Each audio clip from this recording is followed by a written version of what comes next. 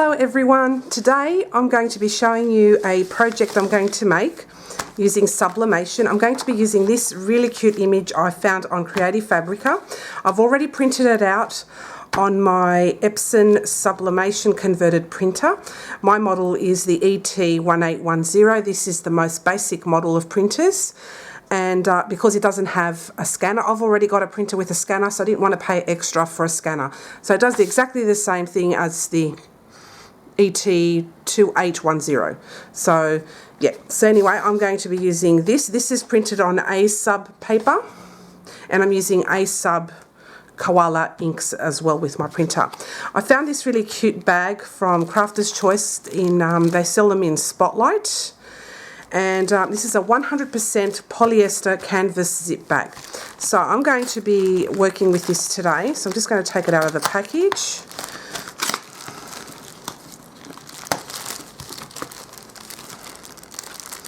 And we're going to sublimate on it, and it's a very simple process, so it doesn't take long to do. Once you get the design all sorted out, it's not hard to do it all. So that's what the bag looks like. According to this, the dimensions are 27 centimeters by 18 centimeters, so you can convert that to imperial as you see fit.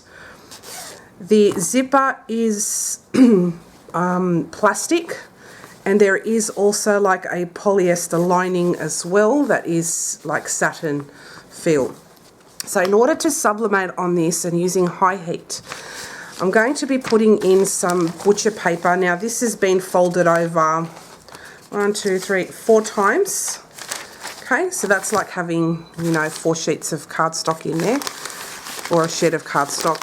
So I'm just going to pop it in there, because when I sublimate it, I don't want it to go all over my machine and wrecking my heat press. So if you heard that beep now, that was just my heat press letting me know it has reached 400 degrees Fahrenheit, and that's what you need to sublimate on that. So I'm just going to pop that in there.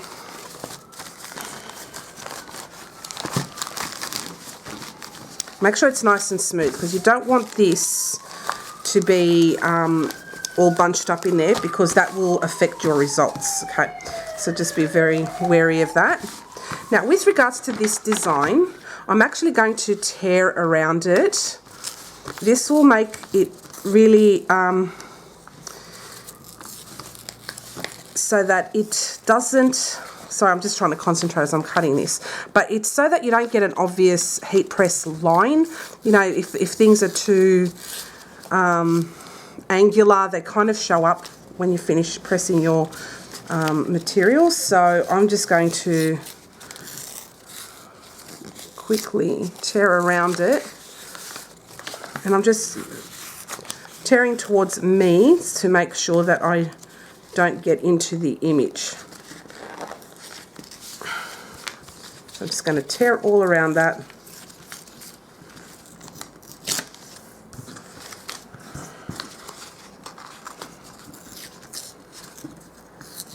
And I'll just do whatever on this. It's a really cute image. I found this on Creative Fabrica. If you're interested, I will leave a link in the description below. And they have some really awesome stuff. Now this bag can be used for any occasion. I'm going to give this to my daughter. She can use it as a makeup bag or whatever she wishes. So it's very flexible.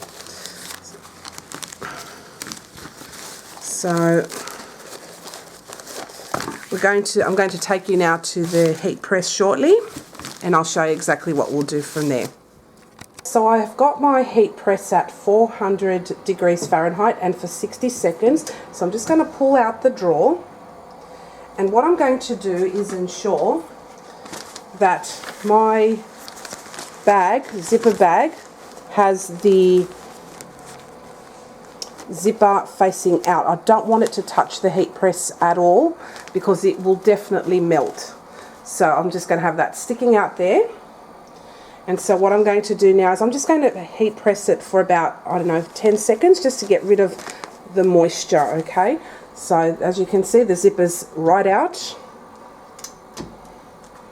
I'll press that.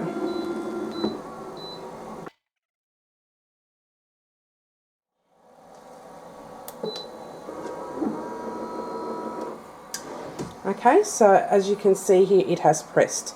So I'm going to bring in my image here, and I'm just going to angle it in the middle of this as much as possible. Make sure I have the right amount of distance, and I think that will do.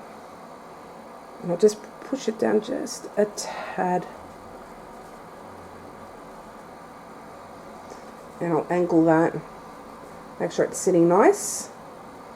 And I'm now just going to press it for 60 seconds.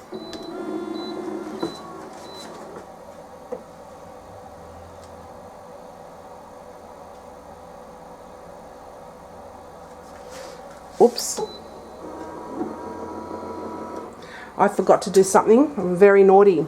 I forgot to put in my butcher paper and my Teflon sheet.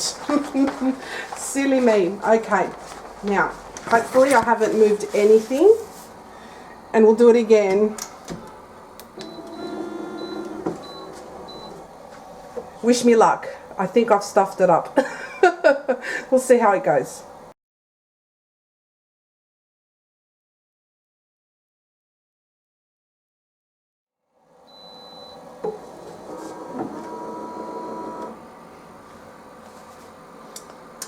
All right, we're going to take it onto the craft desk, and I'll take all this off first.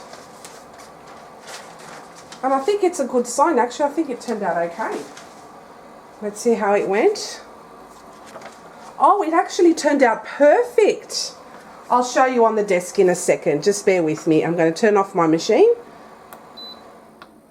and I'll come to the desk and I'll show you exactly how it turned out. Back on my craft press, and it has cooled off a little bit. Now, I just wanted to say, even though I had forgotten to put on a piece of butcher paper over the top of this, and I used also my Teflon sheet, I was extremely lucky that this image did not ghost at all. It turned out absolutely perfect. Now, if this happens to you and you forget and your paper shifts as you're trying to press this, mark my words, you will have ghosting, okay? So I consider myself extremely lucky that this did not ghost at all. So I'm really pleased. So this paper has nothing on it, so I will probably be able to use it again for another project. But underneath, it did not come through at all. It turned out absolutely perfect. Now, with sublimation, in case you don't know, sublimation is basically a process where the ink turns into a gas and then it heat presses right into the fabric. So as you can see here, I'll let that focus for a second. As you can see here, hopefully you can see the fibers. This dyes into the fabric, so even if you wash this, it will not fade. So that's the difference between, say, inkjet ink and sublimation ink. Sublimation ink becomes permanent on your fabric. You can use it on mugs, you can use it on tumblers, ceramics, some glass that are polyester treated and things like that. With mugs, they have to also have a polyester coating on it. They're a special sublimation mug. So whatever supplies you buy, if it's fabric, 100% polyester, you can dye directly into the fabric. If you have cottons, you have to use other means like DTF, etc. But this turned out so perfect. I hope my daughter will enjoy this. She can use it for anything she likes. So this can be for makeup, for a pencil case, whatever she sees fit. It's just there. So I hope you enjoyed today's video. If you have any questions at all, please let me know. And if you are enjoying this content, please give me a thumbs up and please let me know in the comments. If there's anything you'd like me to do crafting wise, let me know and I'll be more than happy to accommodate so you can watch what you like as well.